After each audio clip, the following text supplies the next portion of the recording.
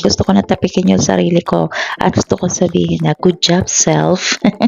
Ang dahilan kung bakit ko nasabi yon dahil ang umorder nga lang naman sa akin ng cake na ito at may kasama pang 12 pieces na cupcake ay ang babae na ginawan ko ng wedding cake 5 years ago. Nakakatuwa kasi pinaalala niya talaga sa akin. At itong cake and cupcakes na order niya sa akin ay para sa kanyang baby na 1-year-old na. Akalain niyo yun guys, magmula nung kinasal siya hanggang sa nagka-baby na siya at ngayon ay magbe-birthday pa nga. At hindi niya ako nakalimutan na sa akin siya umorder ulit ng cake. Masaya lang ng ganong feeling. So aminado rin naman ako na before may mga pagkakamali ako sa mga cake na ino-order sa akin. At yun yung mga times na talaga naman sobra-sobra at patong-patong na problema ang dumaan sa buhay ko. Pero nagpapasalamat pa rin ako kasi sa kabila ng mga pangyayaring yon ay andyan pa rin sila at patuloy na sumusuporta pa rin sa akin. Kaya naman sa bawat order ng cake sa akin ay mas lalo ko pa pinag-iigihan at pinagbubutihan sa abot ng aking makakaya. Sa ganon ay paulit-ulit silang umorder sa akin, di ba? Sa totoo lang din guys, hindi lang ako ang nag-iisang marunong gumawa ng cake dito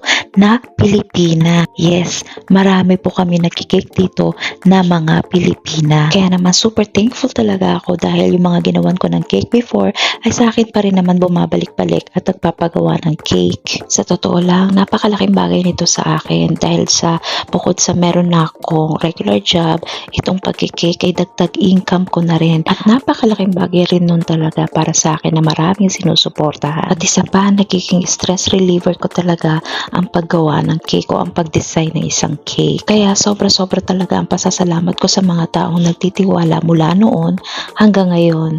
At see you next time guys. Bye!